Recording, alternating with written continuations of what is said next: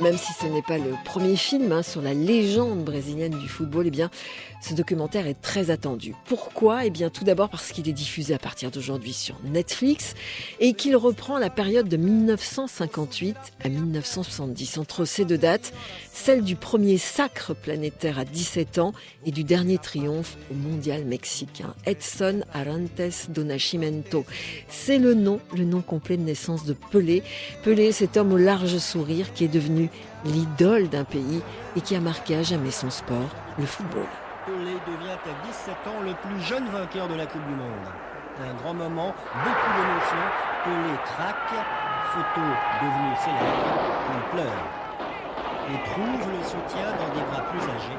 Les images d'archives, les enregistrements d'époque sont abondants. L'occasion pour une bonne partie du public, évidemment, de découvrir, de redécouvrir ce footballeur de génie qu'était Pelé, capable de changer le cours d'un match en une seule touche de balle. Puis c'est la finale contre l'Italie. Pelé ouvre le score autour du commentateur brésilien de ses coups menés.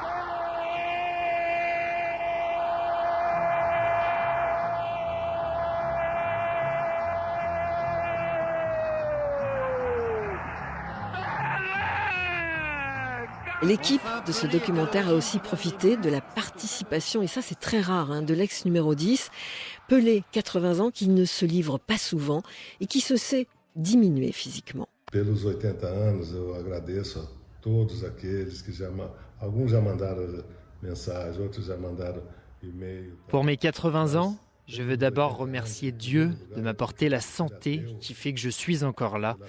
La santé et la lucidité, pas toujours l'intelligence, mais la lucidité. Muitas vezes não muito inteligente.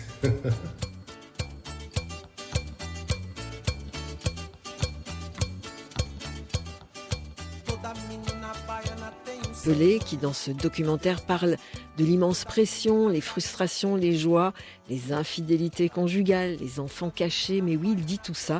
Pelé qui donne un petit peu à voir l'envers du décor, jusqu'à parler de ses rapports avec la dictature brésilienne. Je ne pense pas que j'aurais pu faire quoi que ce soit de différent, dit-il. Je n'étais pas Superman, je ne pouvais pas faire de miracle. Pelé, en tout cas, qui dans ce documentaire préfère se rappeler les bons souvenirs.